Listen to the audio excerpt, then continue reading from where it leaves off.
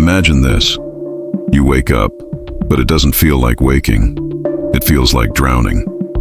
Before your feet even hit the ground, your mind is already sprinting. Emails you haven't read, conversations you're dreading, things you forgot to do, and the haunting sense that something's already gone wrong, even though the day hasn't even started. There's no fire, but you're burning from the inside. And you wonder, how is it possible to feel this exhausted before the sun is even fully up? This is how millions of people begin their day. Not with energy or clarity, but with chaos, invisible, quiet, but powerful enough to derail an entire life. Elena was no different. A rising designer living in Austin, Texas, with a schedule full of high-profile clients and big city deadlines. From the outside, her life looked picture perfect. Sleek apartments, creative projects, brunches on weekends. But the first hour of her day, a war zone. Every morning, her alarm screamed. She hit snooze once, then again. By the third snooze, the weight of her thoughts had already built up like a tidal wave. Her first breath of the day was filled with anxiety, not air. And that's when it started to show. She forgot meetings, snapped at colleagues, lost her creative flow. She couldn't explain it. This feeling of always catching up, always being behind, even when she was ahead. Until one day, she stood in front of her mirror, makeup halfway done, and whispered, "I don't know who I am anymore." But what if the problem wasn't her job or her phone or the news or the endless notifications? What if the real problem was how she started? In a society that glorifies hustle and urgency, no one talks about the moment your eyes open. But the Stoics did. In fact, they believed that how you begin your day determines everything. Your clarity, your emotional resilience, your ability to lead yourself. See, discipline isn't punishment, it's protection. Stoic discipline is not about becoming robotic. It's about choosing not to be ruled by the world before you've had the chance to rule your own thoughts. Marcus Aurelius, the Roman emperor and philosopher, once wrote, "At dawn, when you have trouble getting out of bed, tell yourself, 'I am rising to do the work of a human being.'" That single line has carried minds through centuries of storms. And this is where Elena's transformation began. Not with a grand revelation, but with a sticky note beside her bed. It read, "Meet yourself first." The next morning, she didn't check her phone. She sat up, took a breath, and said out loud, "This is my morning, not theirs." That was her first step out of chaos. Not because the world changed, but because she chose to. The first battle isn't out there. It's not in your schedule, or your inbox, or your commute. It's in here, inside the first 60 seconds after you wake up. Will you reclaim your mind, or will you give it away before your second cup of coffee? And here's the shocking truth most people miss. If you lose this battle enough times, you don't just lose the day. You lose who you were meant to become. That's why this video exists. This isn't just about motivation. It's about mental armor, about relearning what it means to own your morning instead of being owned by it. If you're still with me, it means something inside you is ready for change. And trust me, this is just the beginning. We're about to walk through 11 powerful lessons that will help you train your mind every single morning with purpose, clarity, and peace. By the end of this video, you'll understand why each day is a gift and how to unwrap it with intention. If you believe in content like this and want to help support future videos, please consider subscribing to the channel. It truly gives us the motivation to keep creating meaningful, life-changing content for people like you. Now, before we move to the first lesson, let me ask you something. Question time. Which of these feels more familiar to you? A. You wake up and immediately check your phone. Scroll for 15-30 minutes before even standing up. B. You start the day quietly, no phone, just a few minutes sitting with yourself. Drop your answer in the comments, A or B. Let's see how many of us are in the same boat and who's ready to row in a new direction. The first time Elena sat in complete silence, she didn't know what she was doing. There were no instructions, no playlist, no timer on her phone. Just a quiet porch, a cup of tea in her hands, and a rising sun casting shadows across the concrete. Her mind buzzed at first, grasping for something, anything to do. It wanted a distraction, a screen, a thought, but she didn't give in.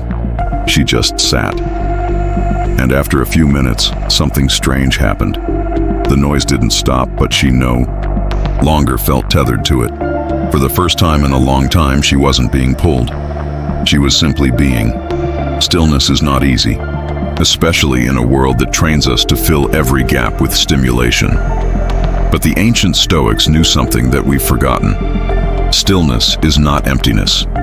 It's the birthplace of awareness.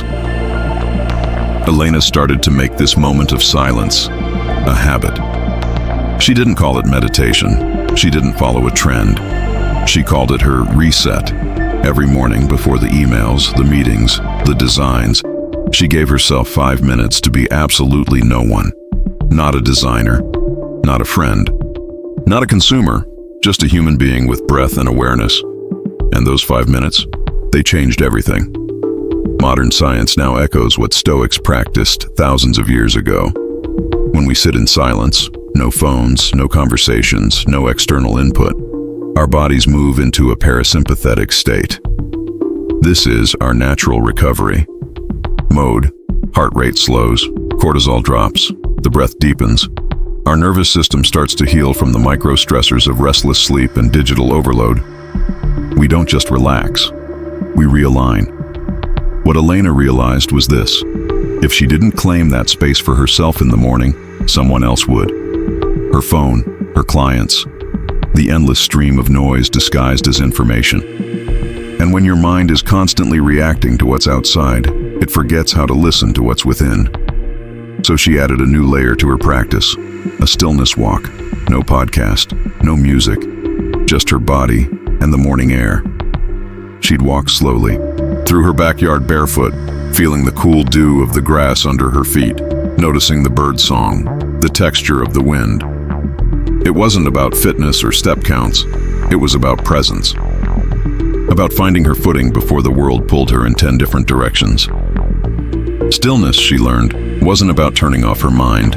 It was about creating a space wide enough to see it clearly, without judgment, without noise. And in that space, she began to find a strange kind of strength. Not loud, not aggressive, but steady, like a river beneath the surface. The Stoics believed that the soul should have a retreat, a place it could return to no matter what was happening outside. For some, that retreat is a journal. For others, it's a walk, a breath, a moment of prayer. But whatever form it takes, the power lies in the returning. In saying, before I face the world, I face myself. For Elena, those 5 minutes gave her more clarity than an entire hour of planning. She began to notice her reactions shifting. She wasn't so quick to snap at rude emails. She wasn't so easily discouraged by creative blocks. And most importantly, she didn't feel like she was starting the day on someone else's terms. One morning, during a particularly stressful week, she skipped her silence. Within hours, the anxiety returned. Her mind was foggy, her emotions fragile. That evening, she wrote in her journal, "I missed myself today." It wasn't poetic, it was factual. Stillness had become her anchor, and without it, she drifted. You might think 5 minutes isn't enough to change anything. But ask yourself, when was the last time you spent 5 uninterrupted minutes with just yourself? No input, no stimulation, no goals? Most people can't remember. And yet, it is in those quiet minutes that our minds begin to heal. To remember who we are beneath the noise. To listen again. So try it.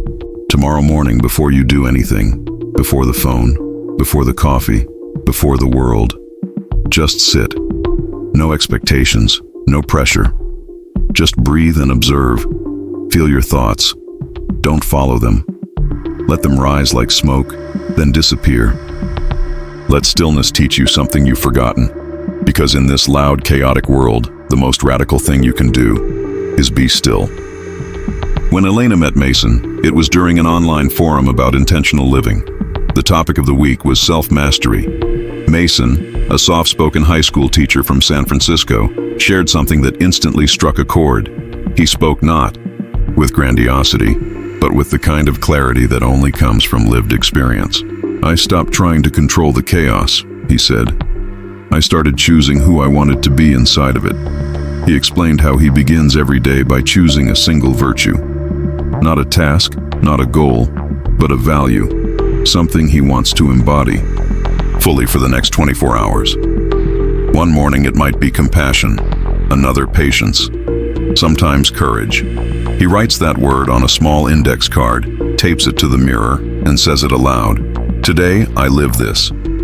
To some, it might seem small, but Elena saw the power in it. Virtue is the one thing that can't be taken away. Not by failure, not by criticism, not even by loss. The Stoics believed this with unwavering certainty. Virtue, they taught, is the only true good. Everything else, money, reputation, power, can vanish. But if you live with virtue, no one can ever truly defeat you. Elena decided to try it for herself. She built what she called her virtue board, a simple corkboard next to her desk, filled with handwritten cards. Temperance, clarity, honesty, kindness. Each morning she'd pause in front of it and ask, "Who do I want to be today?" She didn't always choose what she was good at. In fact, she often chose what she lacked. When deadlines overwhelmed her, she picked calm. When conflict loomed, she chose understanding. The change wasn't dramatic, it was deliberate. Throughout the day, her chosen virtue became a lens through which she saw every situation. During a tough conversation with a client, she reminded herself, "I chose courage." When traffic tested her patience, she whispered, "This is today's training ground." And slowly, the daily storms of life began to feel less like threats and more like opportunities to practice becoming the person she admired but often forgot to be. Mason had told her once, "Most people think character is built in big moments. It's not. It's built in how you respond to small ones." That stayed with her. It gave meaning to moments that used to feel meaningless. Waiting in line, answering emails, listening to someone vent. These became sacred spaces, tiny arenas, where her virtue was tested and refined. One Monday, she chose the virtue of presence. She wrote it in bold letters and taped it above her laptop. That afternoon, she caught herself mid-scroll, mindlessly consuming headlines that only fed her anxiety. She paused, read the word again, and gently closed the tab. "Presence," she whispered, "not distraction." That evening, during dinner with a friend, she left her phone in another room. The conversation felt deeper, more human. She wasn't just hearing her friend, she was with her. The act of choosing a virtue, of living by it intentionally, had given her day a shape. It was no longer just a blur of tasks and responses. It was a canvas, and she was painting it with the color of her character. The Stoics never taught virtue as theory. They taught it as practice. Seneca once wrote, "It is not that we have a short time to live, but that we waste much of it." Elena now understood that wasting time didn't always mean binge-watching or procrastinating. Sometimes it meant living without direction. Without a virtue to guide her, she was drifting, even when she was busy. She began ending her days with reflection, not judgment, just a question. Did I live the virtue I chose today? Sometimes the answer was yes. Other times it was a painful no. But each time she learned. She adjusted, she forgave herself, and she recommitted to the next day's path. What surprised her most wasn't how choosing a virtue made her more productive.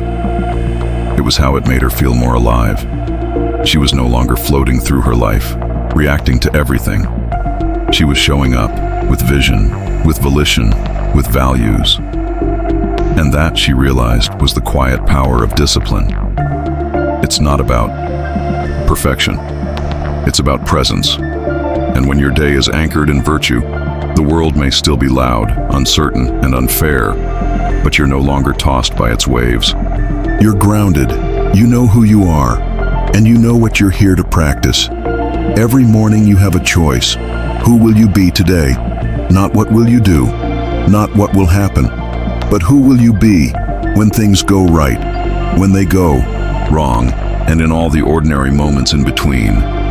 The answer to that question can change your life, one quiet, virtuous morning at a time. Ava never planned on becoming a nurse, but when her mother fell ill during her sophomore year in college, something shifted in her. She dropped her marketing degree, enrolled in a night program for nursing, and never looked back. Now, working in a hospital in the heart of Chicago, she faces pressure most people can't imagine: emergencies, trauma, midnight decisions that mean the difference between life and death. But what few people see is how she prepares for all of it. Before the first IV, before the first chart, before even stepping outside. Every morning, before chaos has the chance to greet her, Ava sits in her tiny kitchen with a notepad and a single question: what could throw me off today? It's not anxiety, it's training. The Stoics had a name for this practice: premeditatio malorum, the premeditation of adversity. But Ava didn't need Latin to know its value. For her, it was survival. When she first began her career, she was reactive. Every emergency pulled at her nerves. Every rude patient rattled her composure. But over time, she learned something powerful. Most of what throws us off doesn't come from the event. It comes from the surprise. So she made a habit of visualizing obstacles before they happened, not to scare herself, but to prepare. Flat tires, unkind coworkers, technology malfunctions, traffic, delayed labs. She would write them down, then next to each one, jot a simple phrase: if this happens, I will respond like this. That morning ritual grew into a method. She called it her 3x3. 3 things she could control, 3 things she couldn't. 3 actions she'd take no matter what. The power of the 3x3 was in its clarity. It reminded her that there are 2 types of energy: the kind you spend reacting, and the kind you use to respond. One drains you, the other sharpens you, and Ava didn't have energy to waste.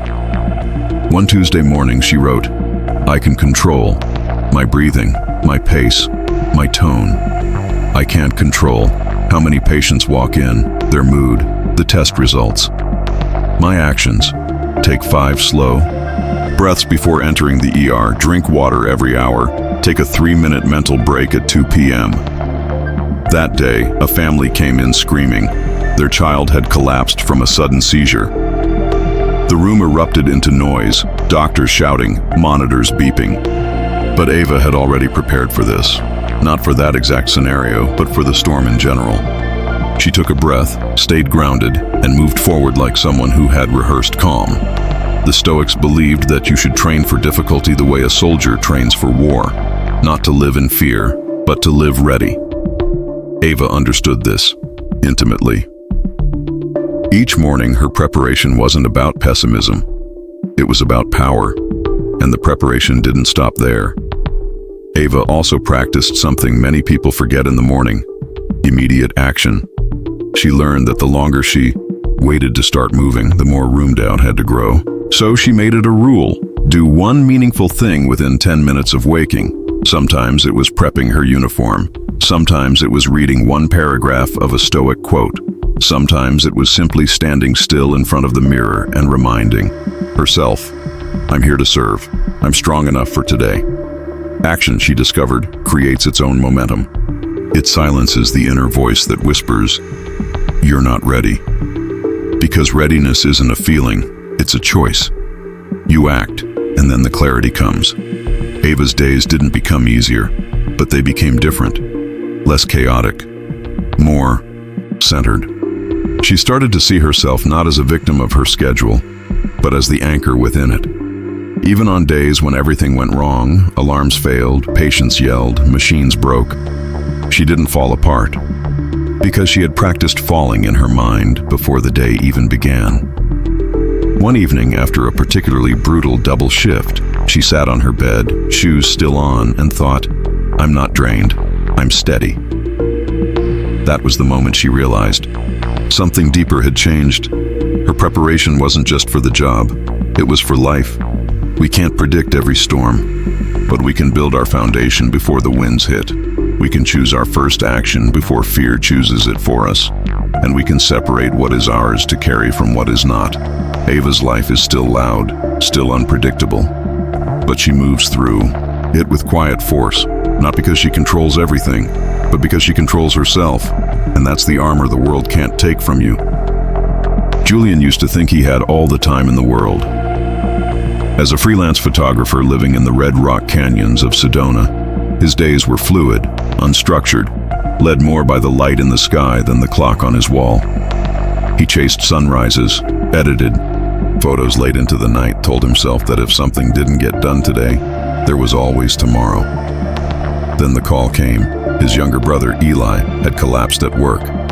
A sudden cardiac event, no warning, no goodbye, just silence. In a matter of hours, Julian's world changed forever, and so did his understanding of time. For weeks after the funeral, Julian couldn't bring himself to touch his camera. He wandered the desert trails with empty hands, staring at the places they used to hike together. He didn't just lose his brother, he lost his rhythm. The world felt blurred, distant. He wasn't sure if it was grief or guilt, but each morning, waking up felt like a betrayal, as if the sun had no right to rise when Eli couldn't see it. One morning he found an old post-it note tucked inside his camera bag. A scribbled message from Eli, probably written after one of their long photography trips. "Go shoot the sunrise, it's waiting." Julian stood frozen, his fingers trembling around that square of yellow paper. And without thinking, he grabbed his camera, stepped outside, and climbed to their favorite overlook. The sun hadn't risen yet. The air was still, cold. He set up the tripod, wiped dust from the lens, and waited. When the first light broke over the red cliffs, Julian pressed the shutter, and again, and again. The photos weren't perfect, but something cracked open in him. It wasn't about capturing beauty anymore. It was about honoring what was still here, what was still his. That morning became the first of many. But now, each day began differently. Before coffee, before emails, Julian wrote a sentence in his notebook. If today were my last, what would I do differently? Some days he called his mother. Other days, he finally sent that overdue message to a friend. Sometimes he simply sat on his porch and watched the shadows shift across the desert floor. The moments weren't grand, they were real. And that was enough. This was his living version of memento mori. Remember, you must die, not as a threat, but as an invitation to wake up, to strip life down to what actually matters. The Stoics didn't fear death, they feared forgetting to live. Julian now understood this not in theory, but in every breath he chose to take with presence. But loss had also taught him something else. That not everything unfolds the way we plan. One afternoon, as he prepared to shoot a series on desert wildlife, his most reliable camera refused to power on. Old Julian would have been frustrated, maybe even given up. But something in him had shifted. Instead of retreating, he reached for his backup, just an iPhone, and began capturing silhouettes in the fading light. Later that night, he reviewed the images. Raw, grainy, imperfect, but alive. One of those photos went viral a week later, shared by a major travel account. And that's when Julian truly grasped the power of amor fati, love of fate. Not just accepting what happens, but embracing it, turning every inconvenience, every twist, every crack in the plan into a new canvas. He started telling himself each morning, whatever comes, I will use it. Not just tolerate it, use it. Whether it was rain that ruined a shoot, a cancellation, a misstep, he turned it into art, into learning, into grace. Julian no longer needed life to cooperate. He only needed the courage to cooperate with life. The more he surrendered to what was, the more beauty he saw in what is. And slowly, his grief stopped being a weight. It became a lens, a way of seeing, of honoring his brother, not through sadness, but through presence. Living as if time matters doesn't mean rushing. It means noticing. It means asking, if this was the last sunrise I ever saw, would I truly see it? You don't have to lose someone to begin this practice. You only have to recognize that every day you wake up is not promised. Every breath is a privilege, and every obstacle is not a curse. It's a doorway.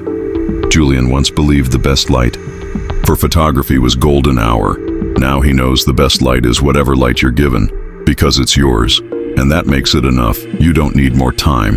You need more presence. You need the courage to love what is, to stop waiting for the perfect day, and to start living each one as if it mattered.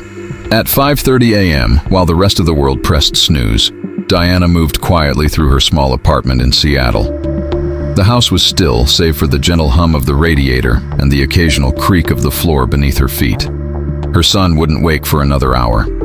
This was her time, the only part of the day that truly felt like hers. She lit a candle, not for ritual, but for warmth, for softness. She poured herself a cup of jasmine tea and sat at the kitchen table where a single notebook waited. No lines, no prompts, just pages and a pen. For most people, the idea of waking early to write might seem like a luxury. For Diana, it was survival. It was how she stayed sane while raising a child alone, juggling 2 part-time jobs, and carrying the unspoken grief of a love that didn't last. She opened to a fresh page and began the way she always did. 3 things I'm grateful for today. Some mornings the list came easily. Her son's laughter, a warm bed, a friend who checked in. Other mornings she had to dig deeper. I'm grateful I didn't give up yesterday. I'm grateful for the quiet. I'm grateful for the chance to begin again. Gratitude wasn't a performance, it was a lifeline. When the world felt heavy, when stress and sadness clouded her thoughts, that small act of naming the good was her way back. Back to perspective. Back to breath. Back to herself. But Diana's practice didn't stop with gratitude. Just below her list, she wrote one more thing. Someone I forgive today. Some days it was a coworker who talked over her.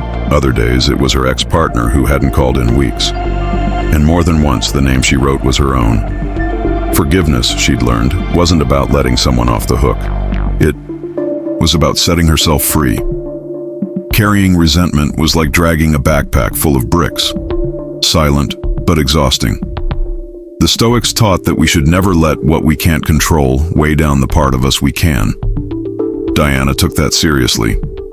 And each time she released a grudge, even in the privacy of ink and paper, she felt her shoulders ease just a little. Still, there were days she couldn't find the words. Her emotions tangled and unformed. She started writing what she called her inner weather report. She would jot down the emotional climate of her mind as if she were forecasting the sky. Cloudy with a chance of tears. Clear but scattered doubt. Heavy pressure building. Storm warning. It was a small thing, but it gave her language for feelings she often didn't have time to process. And once she named them, they didn't control her as much. They became observations, not verdicts. Diana didn't share these writings with anyone. They weren't meant for public eyes. But they shaped everything about how she moved through the day. When her son threw a tantrum, she responded with more patience. When she spilled coffee or missed the bus, she didn't spiral. She breathed. She remembered. I've already anchored myself today. I'm not adrift. The Stoics believed in self-examination, not as a means of punishment, but as a path to clarity. Seneca advised ending each day with reflection. What did I do well? Where did I fall short? What can I improve? Diana adapted this for her mornings. She asked herself, what did I learn from yesterday? Some days it was about resilience. Other days, regret. But always it was honest. There's a quiet revolution that happens when you begin the day this way, not with goals or deadlines, but with presence, with reflection, with forgiveness. You begin to remember that your worth is not in how much you do, but in how consciously you live. And for Diana, that was enough. Not because life got easier, it didn't, but because she became stronger in the face of it, more grounded, more whole. Each morning, her journal became not just a record, but a refuge, a place where she was allowed to be both grateful and grieving, tired and determined, uncertain and courageous. That's what Stoic discipline really looks like, not emotionless, not rigid, but deeply human. It's the decision to meet yourself each morning with honesty, to name what matters, and to let go of what doesn't. It's the quiet act of shaping your soul before the world has a chance to shape it for you. Diana didn't need applause for her effort. She didn't need to prove her strength to anyone. She just needed that small flame of intention each morning. And day by day, that flame grew into a light she carried with her, through chaos, through joy, through everything in between. And that's what it means to anchor the soul. Elena, Mason, Ava, Julian, and Diana weren't superheroes. They were ordinary people who chose extraordinary presence. By reclaiming their mornings through silence, virtue, preparation, reflection, and love for fate, they rebuilt their lives from the inside out. Each small step anchored them deeper into themselves and gave their days clarity, purpose, and emotional strength. The lesson: a disciplined life isn't born from force, it's cultivated through conscious beginnings. Your morning isn't just a routine, it's your foundation. Start with stillness, set an intention. Anticipate life's messiness. Choose how you will. Respond. And always, always return to gratitude. When you own your morning, you stop being a prisoner of the day and start becoming the author of it. Now it's your turn. A quick question: what would improve your mornings more? A. Waking up 30 minutes earlier for silence and journaling. B. Planning the night before and starting with immediate action. Drop your answer in the comments, A or B. Let's see what resonates most with this community. Also, we'd love to hear your thoughts. What part of today's story hit you the hardest? What habit are you most excited to try starting tomorrow? Share your insights in the comments. We read everyone. And if this video brought you value, please hit subscribe and turn on notifications. Your support means the world and helps us keep creating content that empowers your inner life. More meaningful episodes are coming your way. Let's grow together.